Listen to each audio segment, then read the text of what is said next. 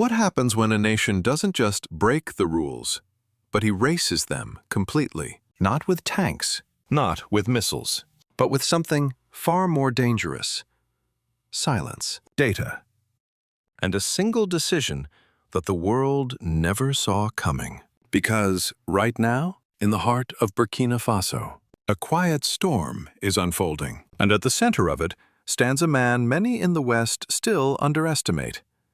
Ibrahim Traoré. This is not just another headline in African news. This is not another story about instability, conflict, or political drama. What you are about to hear is something far more unsettling.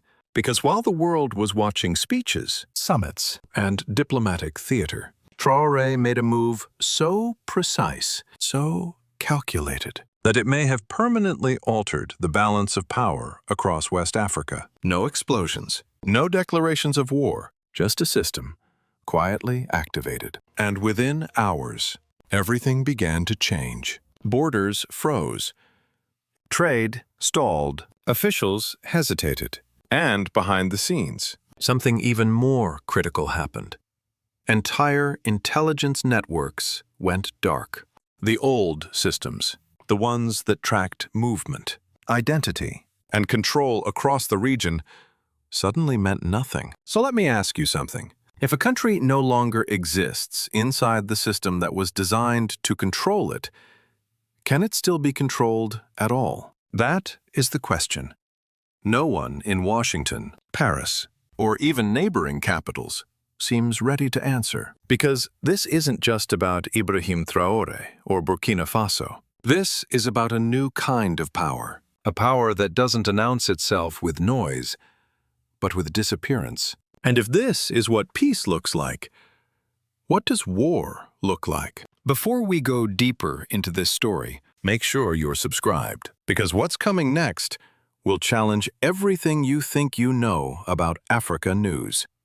And who really holds the power on that continent? The moment everything changed did not come with a warning. There was no breaking news alert flashing across screens, no emergency summit broadcast live to the world. Instead, it happened quietly, almost invisibly, inside government buildings, data centers, and registration offices across Burkina Faso, Mali, and Niger. And by the time anyone realized what was happening, it was already too late to stop it. Under the leadership of Ibrahim Traoré, the Alliance of Sahel states executed one of the most coordinated administrative maneuvers in modern African news. Within a 48-hour window, a completely new biometric identification system was deployed, simultaneously across 3 nations. Not tested, not piloted, fully activated. This was not just a technological rollout. It was a declaration. Because in today's world, identity is not just about who you are. It defines where you can go, what you can trade, and whether you even exist inside the global system. For decades, that system in West Africa had been tied to regional structures like ECOWAS, frameworks deeply connected to Western-backed infrastructure, passports, databases, border protocols, all part of a network that extended far beyond the continent itself. Traoré understood something most leaders overlook. If you control identity, you control reality. So instead of negotiating within the system, he replaced it. Almost overnight, citizens across Burkina Faso began receiving new biometric identification cards, documents that carried no trace of the old regional authority. In Bamako and Niamey, the same process unfolded with military precision. Registration centers worked around the clock. Thousands of people lined up, not in protest, but in participation. And then, the pressure hit the borders. At key crossings between Sahel nations and coastal countries like Ivory Coast and Senegal, confusion turned into paralysis. Long convoys of trucks loaded with agricultural goods, livestock, and essential supplies arrived with documents that border agents had never seen before. These were not forged papers. They were official, secure, and issued by sovereign governments. But they did not exist inside the old system, and that created a crisis no one had prepared for. Border officials faced an impossible choice: reject the documents and choke off the flow of goods their own economies depended on, or accept them and silently recognize a new political reality that their governments had not approved. Trade slowed, tension rose, and uncertainty spread across the region like wildfire. But this chaos was not a mistake. It was the strategy. Because while the world focused on the visible disruption at the borders, something far more significant was happening beneath the surface. The legal foundation that had defined citizenship, movement, and economic control in West Africa was being dismantled in real time. Traoré's government issued a decisive decree. The old regional identification systems were no longer valid. Not partially, not temporarily, completely nullified. The new biometric cards were now the only recognized proof of identity for citizens of Burkina Faso. And soon, Mali and Niger followed with identical policies. There would be no dual systems, no compromise, only a binary choice. Accept the new reality, or lose access to the region entirely. And this is where the move becomes even more strategic. Because the Sahel nations, often described as landlocked and dependent, suddenly revealed their true leverage. They control critical transit routes. They supply key agricultural products. They move resources that coastal economies rely on every single day. By tying the recognition of their new identity system to the movement of goods, they flipped the power dynamic. Now the question wasn't whether the alliance of Sahel states could survive without external approval. The question became whether their neighbors could survive without them. And the answer was far less certain than anyone expected. This was not a defensive reaction to sanctions or pressure. This was an offensive maneuver, planned months in advance, executed with precision, and designed to force a new conversation on entirely different terms. A system was not reformed. It was replaced. And in doing so, Ibrahim Traoré, Burkina Faso, and the broader shift in African news revealed something that is now impossible to ignore. Power no longer belongs to those who write the rules. It belongs to those who can erase them and build new ones faster than anyone can respond. So let me ask you this. If a nation can disappear from the system overnight and still function stronger than before, what does that mean for every other country still playing by the old rules? And more importantly, who's next? At first, the confusion at the borders looked like a temporary disruption, a technical glitch, a paperwork issue, something that could be resolved with a few urgent calls between capitals. But within hours, it became clear this was something far more dangerous. This was a system failure on a regional scale across key crossings in West Africa.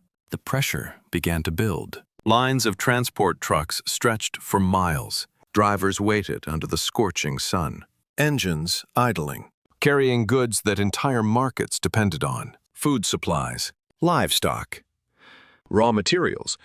Everything stalled in a tense standstill. And at the center of it all stood border agents, holding documents they could not process, enforce, or reject without consequences.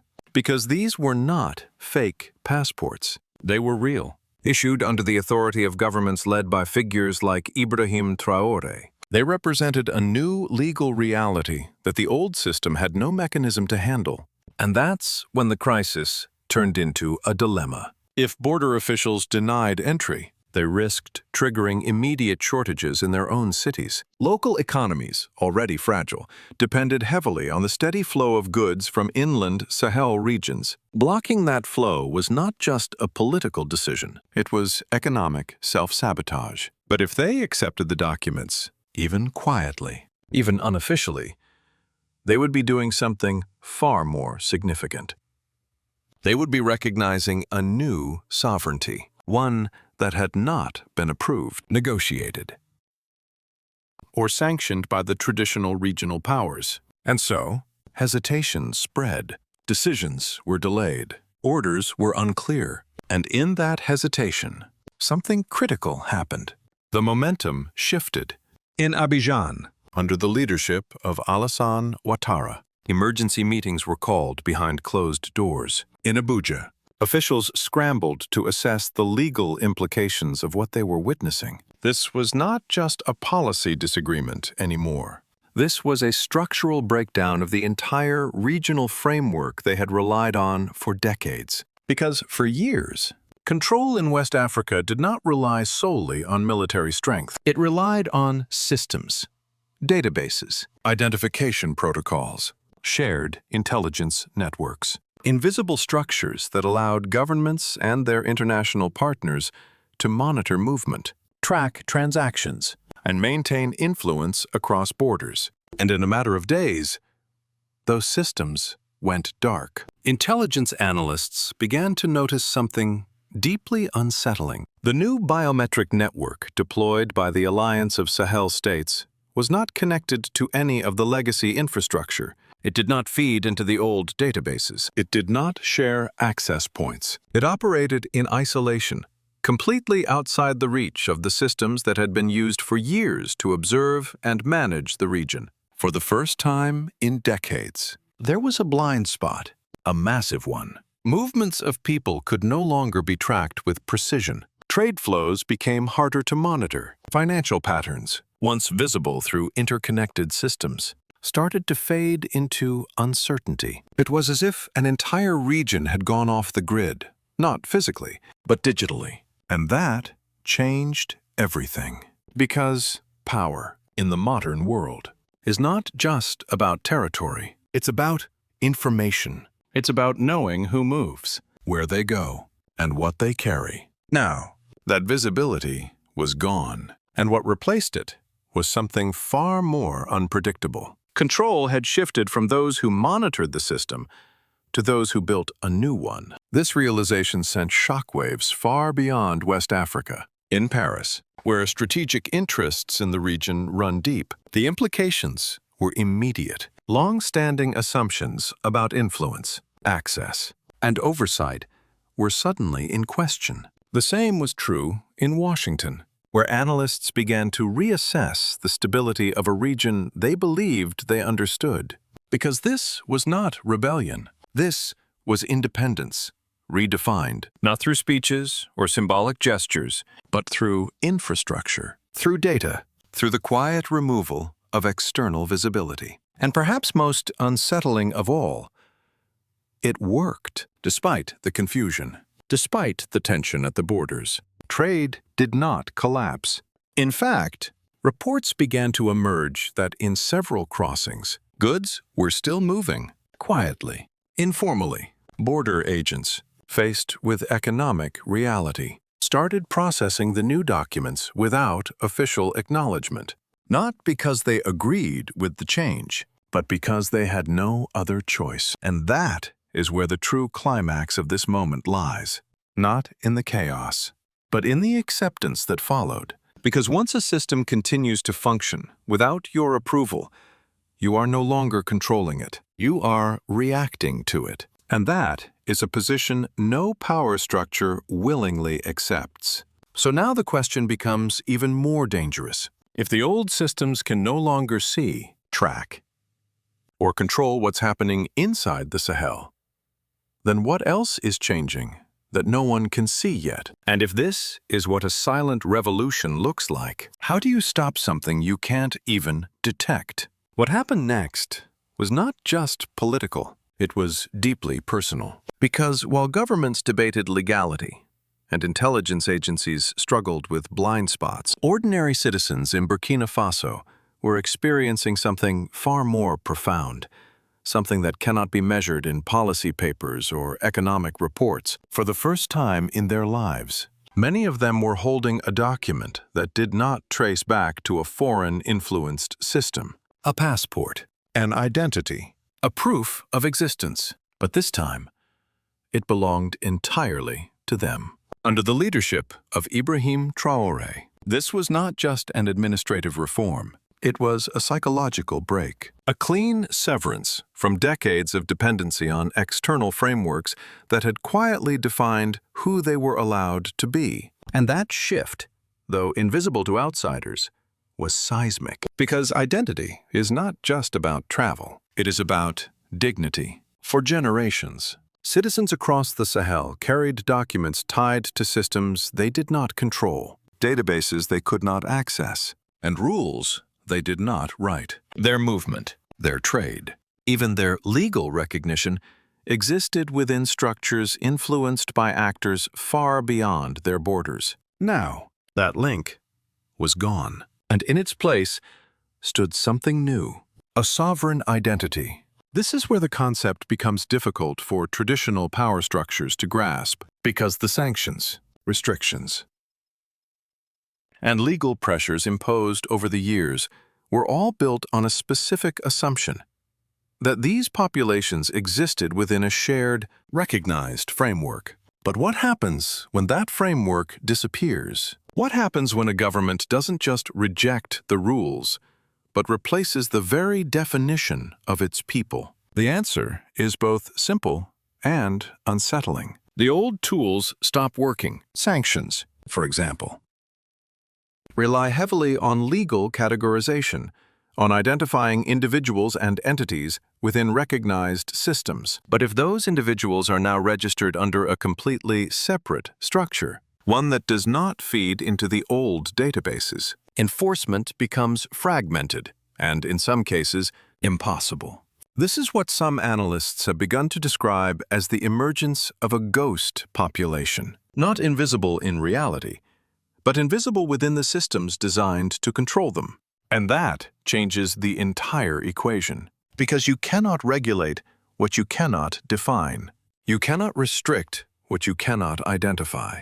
And you certainly cannot pressure a population that no longer operates within your legal reach. Politically, this creates a paradox that regional powers are still struggling to resolve. On one hand, rejecting the new system entirely risks economic disruption, social instability, and a complete breakdown of cross-border cooperation. On the other hand, accepting it, even indirectly, means acknowledging a shift in sovereignty that undermines decades of established authority. There is no comfortable middle ground. And that is precisely what makes this moment so significant, because it forces a binary outcome: adapt or become irrelevant for leaders in neighboring countries. The implications are immediate and uncomfortable. If this model proves sustainable, if citizens continue to adopt it, if trade continues to flow, if governance remains stable, then the pressure to follow will grow, not from foreign actors, but from their own people. Because once individuals see that an alternative exists, one that promises greater control, greater autonomy, and a stronger sense of ownership, they begin to ask difficult questions. Why not us? Why are we still tied to systems that no longer serve us? Why do we accept limitations that others have already broken free from? These questions are far more dangerous than any external threat, because they do not come from outside pressure. They come from within. And historically, that is where real change begins. This is why the move, led by Ibrahim Traoré, is being watched so closely, not just in African news, but across global political circles, because it represents something larger than a regional dispute or a policy disagreement. It represents a shift in how power is defined, away from centralized systems, away from inherited structures, and toward something more fluid, more localized, and far more difficult to control. But with that shift comes risk, because building a new system is one thing. Sustaining it under pressure, under scrutiny, and under potential retaliation is something else entirely. And that leads us to the next phase of this unfolding story. Because if this model continues to hold, it won't just change Burkina Faso. It could begin to reshape the entire balance of power across West Africa and beyond. So now the question becomes even more urgent. If people no longer believe in the old system, what replaces it next?